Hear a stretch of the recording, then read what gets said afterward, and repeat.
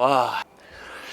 여러분 안녕하세요. 중고차 매너모드 박커입니다. 제가 급하게 카메라를 킨 이유는 제가 어저께 올류 케이스를 한 대 판매를 했고요. 차량에 문제가 두 가지가 있었습니다. 첫 번째로 내비게이션이 문제가 있었고요. 두 번째는 사이드 미러가 파손이 되어 있어서 그 두 가지 문제를 해결한 다음에 탁송을 보내드리기로 했는데, 아까 전에 탁송 기사님을 잡아가지고 강원도 인제로 지금 탁송을 보내고 있는 중이었거든요. 근데 기사님의 전화가 와가지고 갑자기 엔진 체크등이 뜬다는 거예요. 근데 이런 일이 발생되었을 때 제가 어떤 식으로 조치하는지 한번 설명을 한번 드려볼게요. 탁송 기사님에게 차량을 다시 제자리로 와달라고 요청을 드리고 차주님에게 바로 전화를 합니다.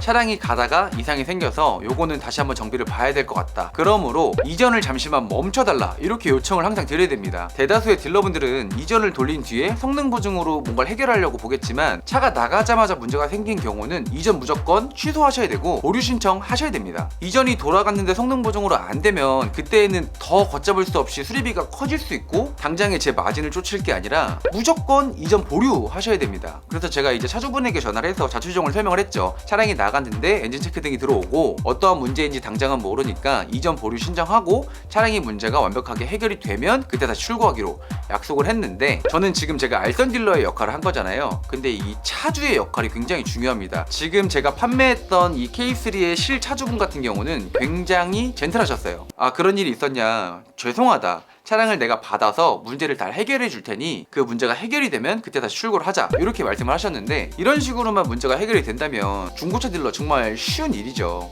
근데 대부분의 차주님들은 네가 팔았고 네가 봤는데 네가 해결해라 하시는 분들도 있거든요. 그러면 진짜 전쟁이 일어나는 거예요. 지금 시간이 6시 반이라 차량이 어떠한 문제가 있는지 체크는 안 되지만 내일 오전에 카센터에 가서 진단기를 물려보고 그 차량의 문제점을 파악한 뒤에 수리가 완벽하게 된다는 상황이 생기면 고객님에게 다시 한번 설명을 드리고 오케이 사인 떨어지면 출고가 이루어지는 거고, 만약에 중대한 문제가 생겨서 이거는 수리가 좀 어려울 것 같다 하면은 차주분에게 요청드려서 이전이 되기 전이니까 전액 환불 해드리고 다음 차를 구매하실 수 있도록 준비를 해드리는 게 제 몫이라고 생각을 하고요. 저한테 차량을 구매해 주셨던 그 고객님도 저를 어느 정도 믿고 그러면 하루 이틀 정도는 더 기다려 주시겠다라고 말씀해 주셔서 제가 어느 정도 시간을 벌어둔 상태이기도 한데, 지금 그나마 다행인 건 이전이 되어 있지 않다는 게 저희한테 엄청난 큰 핵심이어서 내일 어떤 식으로 진행되는지 영상으로 좀 담아가지고 여러분들에게 내용 전달 해드리도록 하겠습니다.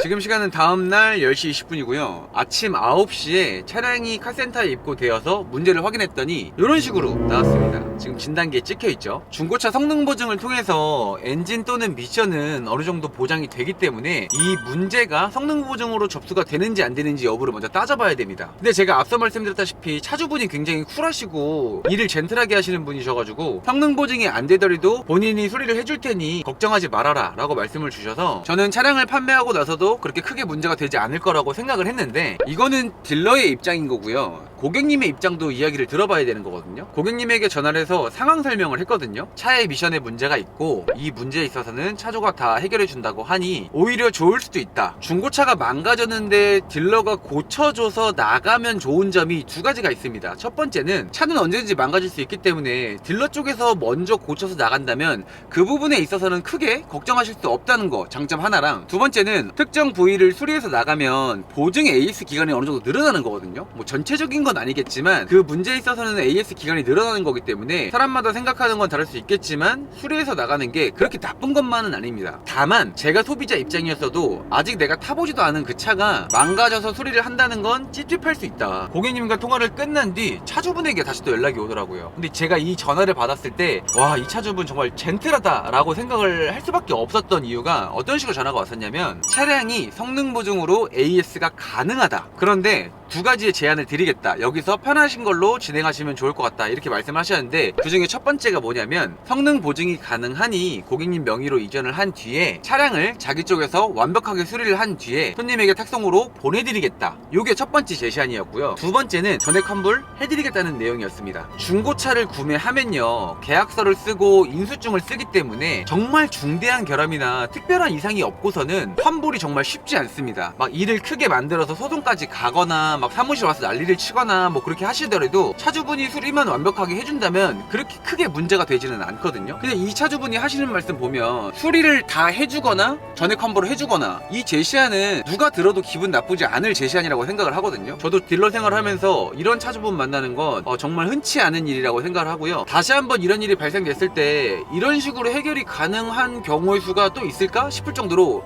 정말 시원했습니다. 그래서 고객님께서 결과를 내신 건 전액 환불 요청을 하셨고요. 1시간도 안 돼서 전액 환불 다 해드렸습니다. 깔끔하게.